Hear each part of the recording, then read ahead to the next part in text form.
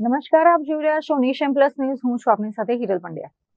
ગુજરાતમાં સ્થાનિક સ્વરાજ્યની ચૂંટણી 2026ના પડઘમ વાગી રહ્યા છે. ત્યારે છોટાઉદેપુર જિલ્લા વહીવટી તંત્ર દ્વારા મુક્ત અને ન્યાયી ચૂંટણી સંપન્ન કરાવવા માટે કમર કસવામાં આવી છે.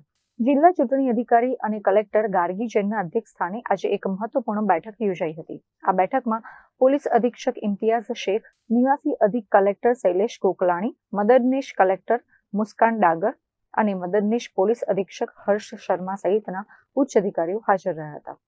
છોટાઉદેપુર જિલ્લામાં આગામી સ્થાનિક સ્વરાજ્યની ચૂંટણીને શાંતિપૂર્ણ વાતાવરણમાં પૂર્ણ કરવા માટે જિલ્લા કલેક્ટર ગાર્ગી જૈન દ્વારા એક્શન પ્લાન તૈયાર કરવામાં આવ્યો છે.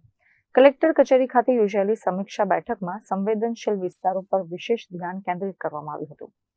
કલેક્ટરે અધિકારીઓને સૂચના આપી હતી કે મતદાન મથકો પર સુરક્ષાના તમામ માપદંડો અત્યારથી જ ચકાસી લેવામાં આવે અને સંવેદનશીલ બૂથ પર વધારાની ફોર્સ તૈનાત કરવામાં આવે.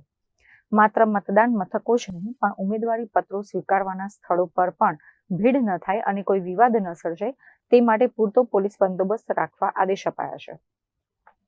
ચૂંટણી દરમિયાન કાયદો અને વ્યવસ્થા જળવાઈ રહે તે માટે જિલ્લા પોલીસ અધિક્ષક ઇમ્તિયાઝ શેખ સાથે સંકલન સાધીને સંવેદનશીલ વિસ્તારોમાં ફ્લેગ માર્ચ અને સઘન પેટ્રોલિંગનું પણ આયોજન કરવામાં આવ્યું છે.